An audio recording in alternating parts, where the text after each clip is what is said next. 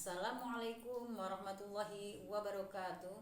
Saya atas nama Ani Nur Aini, mahasiswi STAI Siliwangi Kabupaten Garut, semester 5, prodi PAUD, akan memenuhi tugas akhir semester pada saat ini.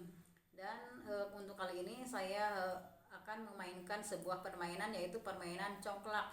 Congklak adalah permainan tradisional yang berkembang di daerah Asia, khususnya daerah Melayu, dan waktu itu berkembang dengan pelantaraan bangsa Arab yang masuk ke Indonesia dengan tujuan berdagang.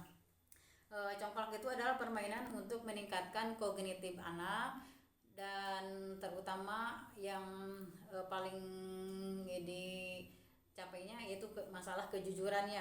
Ini Congklak ini adalah suatu permainan yang terdiri dari 14 lubang. 1, 2, 3, 4, 5, 6, 7. 7 kali 2, 14 lubang, dan di masing-masing ada lubang yang besar, yaitu disebutnya rumah untuk setiap jajaran-jajaran ini.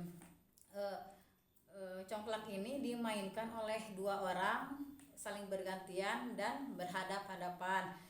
Tiap lubang ini diisi sekitar 6 atau 7. Di sini isinya 6. Setiap lubang diisi 6. Terus congklak ini dimulai dengan suit antara, harusnya ini dimainkan oleh 2 orang. Karena lagi nggak ada orangnya di sini, jadi saya bermainnya ganda ya. Ini harusnya pemain yang pertama ini buat pemain yang kedua, tapi untuk saat ini dimainkan oleh saya sendiri bergantiannya. Dan ketika permainan pertama, yaitu ini pemain mengambil congklak dan membagikan, ketika itu berhenti di tempat yang kosong, maka permainan berhenti. Tetapi kalau umpamanya setelah dimainkan berhenti di tempat yang ada bijinya, maka masih terus berlanjut. Dan ketika ini punya rumah pemain pertama, ini pemain kedua. Ketika congklaknya berhenti di rumahnya, maka boleh memainkannya lagi, memilih dari mana dia mau ngambilnya lagi. Dan permainan ini adalah untuk mengajarkan kepada kita supaya kita gemar menabung. Terus apa yang kita lakukan hari ini akan berguna untuk hari esok, dan melatih kejujuran. Jadi membagi satu-satu, jadi jangan lebih dari satu. Jadi ini untuk melatih kejujuran anak. Dan kognitifnya, anak bisa menghitung 1, 2, 3, 4, 5, 6, 7 terus dan seterusnya. Terus melatih dari kognitif motorik halus ya, menggerakkan tangan dengan membagi-bagikan biji yang ada di lubang ini. Mari kita mulai ya. Untuk suit mungkin karena saya sendiri, mulai dari saya dulu ya, dari yang sebelah sini dulu kita mulai. 1. Mari ya kita awali dengan yang untuk yang pertama.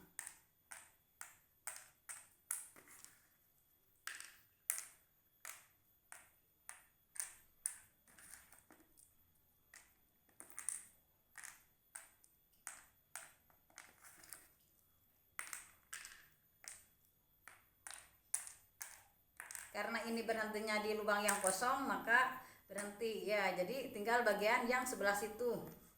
Ya, yang sebelah situ. Ini mulainya dari sini aja ya.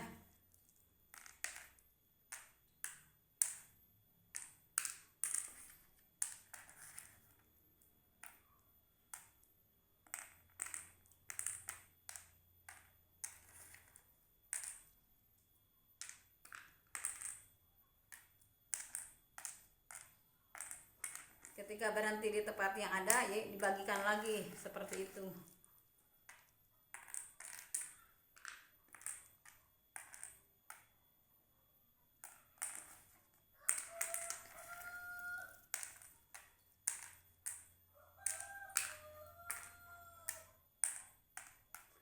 Ini berhenti di lubang yang kosong, jadi berhenti untuk yang kedua ini, yang bagian ini.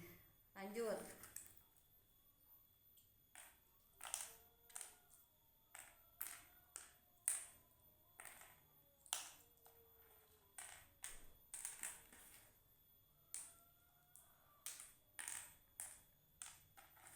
masih berlanjut karena berhenti di lubang yang ada bijinya.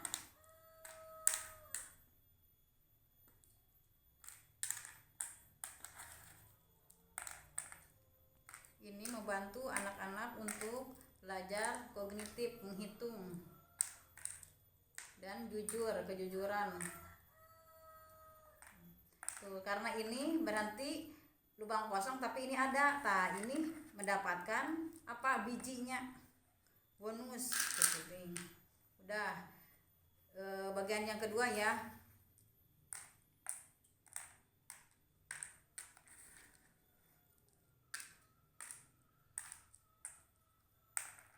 Begini seterusnya.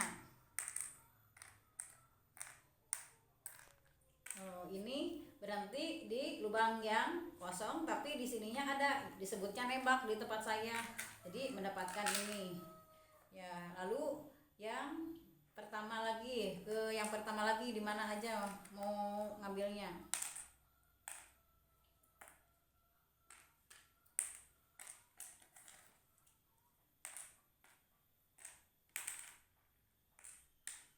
Ini nembak lagi karena berhenti di tempat yang kosong tapi di depannya ada ya. Kalau di tempat saya gitu aturan permainannya ya. Terus yang giliran yang kedua ini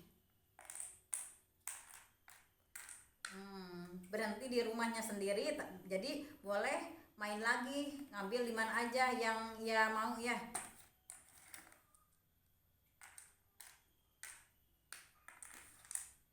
Ini berhenti di tempat yang kosong gitu tapi di rumah orang lain, jadi tidak nembak. Ini giliran yang pemain pertama lagi. Ini berhenti di rumah jadi boleh kembali lagi. Itu aturan di tempat saya ya, nggak tahu kalau di tempat yang lain. Ini di tempat yang kosong tapi di rumahnya sendiri yang kosong tapi di depannya ada milik orang lain, jadi disebutnya nembak kalau di tempat saya. Udah, giliran pemain yang kedua.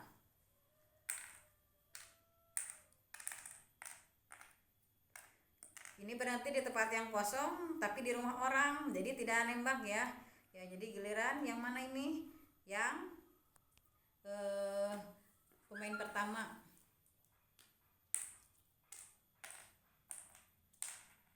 Susah sebenarnya ya kalau main sendiri, harusnya berdua.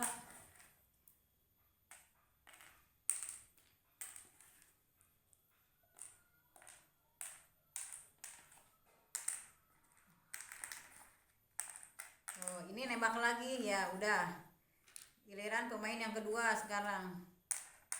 Tuh, nembak lagi pemain yang kedua juga. Tuh, ini giliran yang pemain pertama. Tuh, udah sampai rumah jadi bisa ambil lagi gitu karena tadi berhenti di rumah sendiri.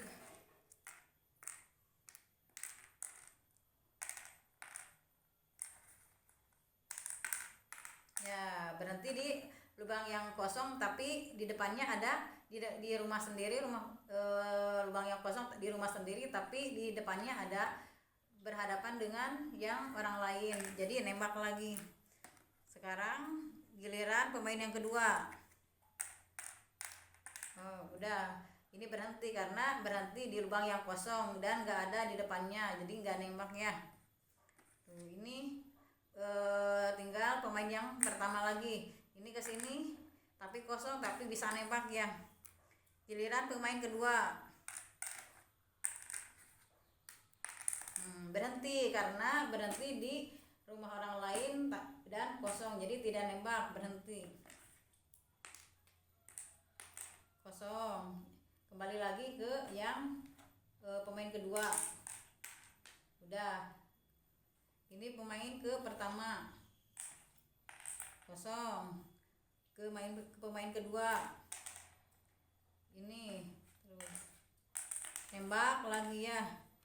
Udah, ini tinggal pemeran yang kedua, pemain kedua. Terus kembali lagi ke pemain pertama. Ini ya.